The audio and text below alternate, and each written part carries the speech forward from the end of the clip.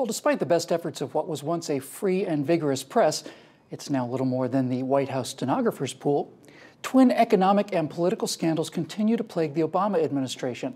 A $500 million loan to green energy company Solyndra, and the purchase with taxpayer money of huge numbers of automatic weapons shipped from the U.S. to Mexican drug cartels, ostensibly to track them, known as Operation Fast and Furious. Now, I have a theory about how these two scandals are related, and here to gratify and verify, or deny and vilify, this burst of genius are my buddies Scott Ott and Steve Green. Welcome, fellas. Lads, I got to set something up for you.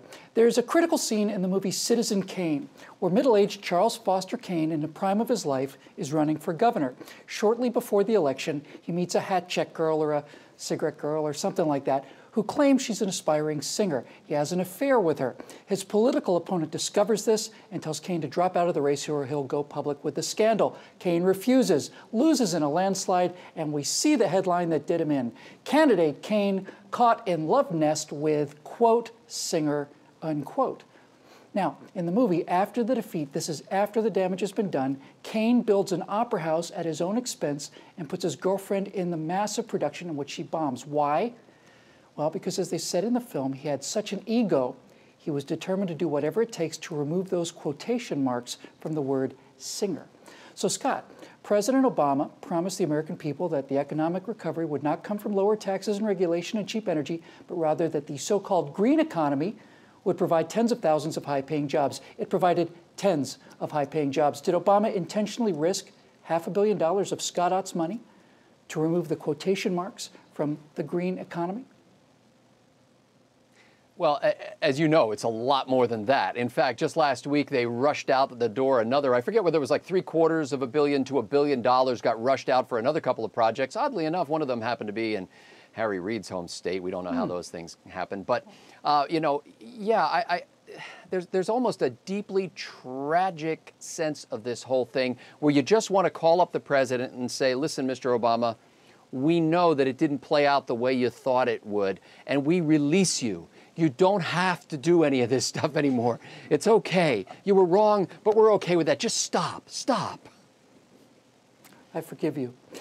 Steve, shortly after he was sworn in as president, Barack Obama made several statements saying that 90% of the guns used in the Mexican drug violence came from America.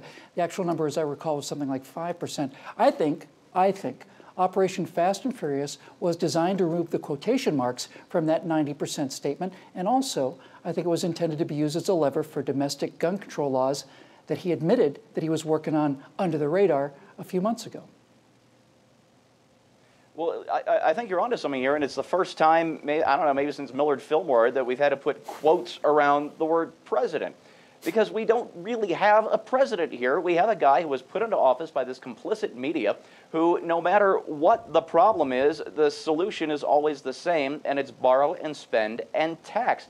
And it's gotten to the point where I just don't understand why he can't learn from his failures, except, you know what? I think I know what it is. He gets away with it because he's not called to account like George W. Bush was fairly in 2006 with the Iraq War, unfairly in 2005 with Hurricane Katrina.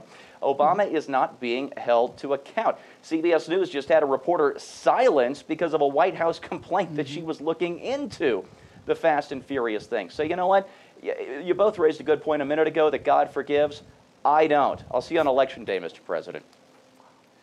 Scotty, we've all maintained that this president's simply a faculty room wonk whose philosophy can best be summed up as, yes, it works in practice, but will it work in theory? Are these twin scandals and the stimulus bill and the jobs bill and Obamacare, are these being forced upon us to validate one man's theory, and reality and consequence can just go to perdition?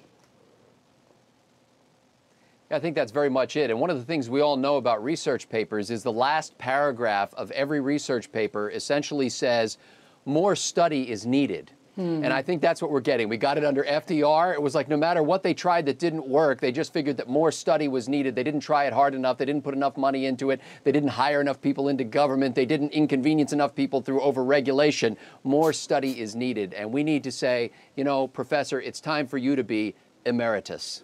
Well, Scott Ott's new series, Freedom's Charter, will be ready any day now. It's the Duke Nukem Forever of online constitutional programming. Steve, this is a fairly serious charge I'm leveling here, that all of these things are driven by Kane-like ego. But I don't know how else to explain any of these decisions and the relentless pursuit of them after they've failed. Can you? Yeah, you know what? Ego is the right word here. Look, this kind of massive ego comes without accomplishment. You're praised. You win elections. You go places. You are the one. You're black Jesus without any actual real accomplishment. So of course you get a huge ego. Of course you're right. You get humility from real accomplishments because you know how hard it was to achieve. You know how many people you depended on to get it done. This president hasn't done those things, and it's the rest of us who have to pay for it because Scott's wrong. It's not study.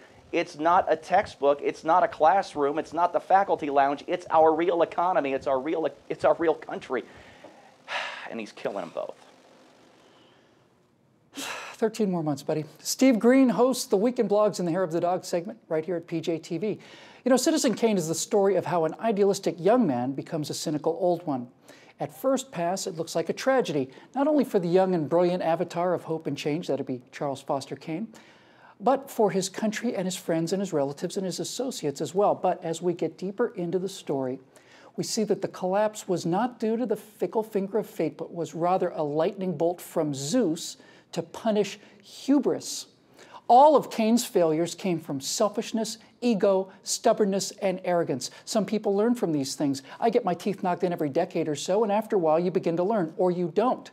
I just hope for his sake that he really is what he's been told he's been all his life, the smartest man in the room, because he's obviously not a quick study, and time is running out.